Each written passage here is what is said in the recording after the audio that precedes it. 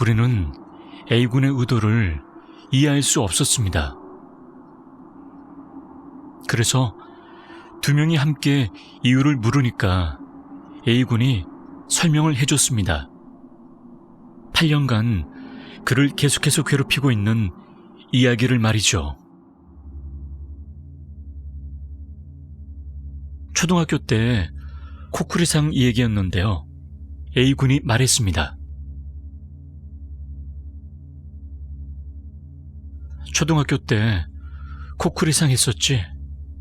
그때 마지막에 내가 이상한 질문을 했었잖아. 제일 처음으로 죽는 사람이 누구냐고. 그랬더니 비의 이름 첫 글자를 가리켰었지. 그런데 사실은 그게 아니야. 내가 입으로 말한 질문은 일종의 트릭 같은 것이었어. 사실은 마음속으론 다른 질문을 하고 있었거든. 코쿠리상, 비를 저주해서 죽일 수 있습니까? 라고 말이야.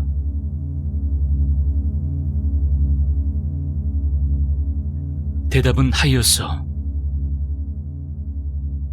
원래 일반적인 코쿠리상의 종이에는 예 아니오 같은 말도 써도 되는 모양이지만 우리가 했던 종이에는 그런 말이 없었습니다. A군은 처음부터 그 질문을 하려고 했는데 예 아니오라는 말이 있으면 자신이 말하는 질문을 속일 수 없었기 때문에 쓰지 않았다고 합니다. 옛날 A군은 리더격 존재였지만 B군도 막상막하였습니다. 머리도 좋고 운동신경도 뛰어났고 무엇보다도 행실도 좋았기 때문에 반에서는 인기 있는 사람이었습니다. A군은 B군이 자신을 방해하고 있다고 생각했는데 어느 날 A군이 좋아하던 반 여자아이가 B군을 좋아한다는 사실을 알게 됐고 그때부터 B군을 증오하게 되었다고 말했습니다. 그래서 코쿠리상으로 단순히 협박만 하려고 했던 겁니다. 이야기를 하면서 A군은 울기 시작했습니다. 하지만 B군이 죽은 것은 사고였습니다. 전 오컬트 팬이었지만 사람을 죽일 수 있는 저주 같은 건 없다고 생각하고 있었습니다. 그건 우연한 사고라고 말이죠. B가 죽은 건 A 책임이 아니라고 말했습니다. 그런 저주가 있으면 이 세상에는 더욱 큰일이 날 거라고 우리 모두는 말해줬습니다. 그러자 A군은 울면서 이야기를 계속했습니다. A군은 아니야, 있어. 저주는 있어. 귀신도 있고 실제로 모두 다 존재한다고. 무슨 짓을 해도 떨어지지 않는다고. 라고 하면서 소리를 질렀습니다. 방에는 우리 3명밖에 없었습니다. 하지만 이야기를 듣는 동안에 조금씩 방 공기가 무거워지더니 조금 이상하게 으스스하게 추워지기 시작했습니다. 아니, 추워진 게 아니라 그런 느낌이 들기 시작했습니다.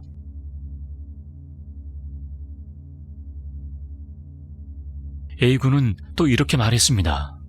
남을 저주하려면 구멍 2개를 파라. 남을 저주하려면 상대가 들어갈 무덤과 자신이 들어갈 무덤을 파라는 얘기죠. 그러니까 남을 저주하면 저주를 하는 사람도 위험이 따른다는 이야기입니다. A는 이런 말을 들어봤냐며 우리에게 물어봤습니다. B를 저주해 죽여버린 내가 죽을 때까지 이 녀석은 계속 떨어지지 않을 거라고 말했습니다. 도중에 그만뒀기 때문이라고. 그런 기본적인 규칙은 알고 있었는데도 무서웠기 때문에 그만둔 거라고 A는 소리 질렀습니다. 그러면서 자기는 뭐든지 다 해봤다고 했습니다. 전국을 돌아다니며 구슬하고 부족을 사고 모든 걸 다 해봤지만 절대 안 된다는 거였습니다. 그러면서 당연하다고, B가 죽었기 때문에 자기가 죽을 때까지는 절대 끝나지 않을 거라고 말했습니다. 우리들은 그럴 리가 없다, 단순히 기분 탓이라고 달래줘도 A는 전혀 듣지 않는 것 같았습니다. 그러면서 A군이 말했습니다. 오늘 우리를 부른 건 아까 말한 대로 한 번 더 코크리상을 하기 위해서라고 말이죠. 하지만 그때 멈춘 채로 끝냈기 때문에 제대로 끝내서 돌려보내야 한다고 말했습니다. 전 그렇다면 코크리상을 제대로 돌려보내면 A를 구할 수 있다는 것인가? 그런 생각이 들었습니다. 어쨌든 C군과 저는 코크리상을 하기로 했습니다. 10엔 동전을 글자 위치에 두고 손가락으로 누릅니다. A군이 또 주문을 외웠습니다. 그리고 말했습니다. 코크리상 부디 와주세요. 하지만 동전은 움직이지 않았습니다. 한 번 더 말했습니다. 코크리상 부디 와주세요. 하지만 역시 움직이지 않았습니다. 우리들도 목소리를 맞춰서 말했습니다. 코크리상 부탁입니다. 제발 와주세요. 이렇게 다 함께 말하자 동전이 서서히 움직이기 시작했습니다. 토리가 아니라 문자 쪽으로 말이죠.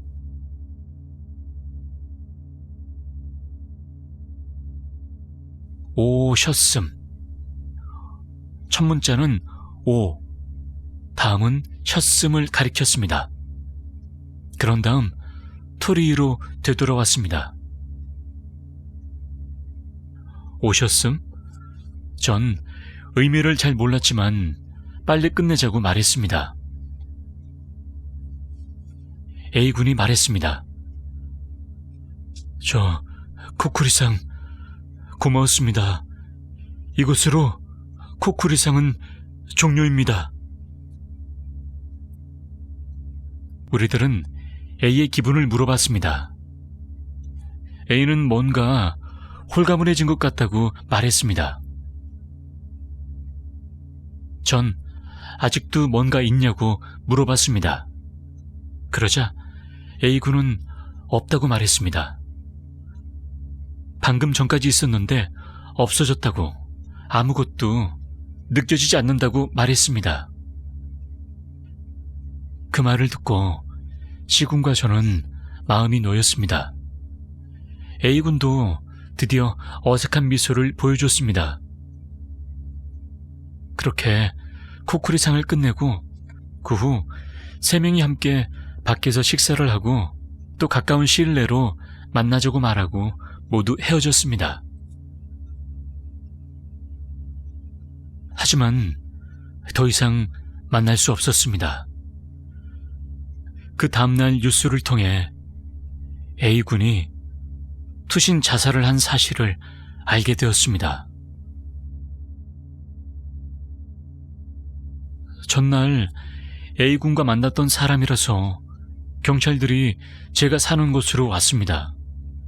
현장 상황과 유서처럼 보이는 메모 때문에 자살이라고 단정지었다고 합니다만 그 메모의 내용을 전혀 이해할 수 없었다고 합니다.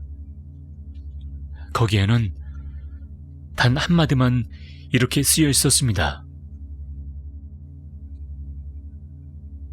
비가 부르고 있기 때문에 다녀올게.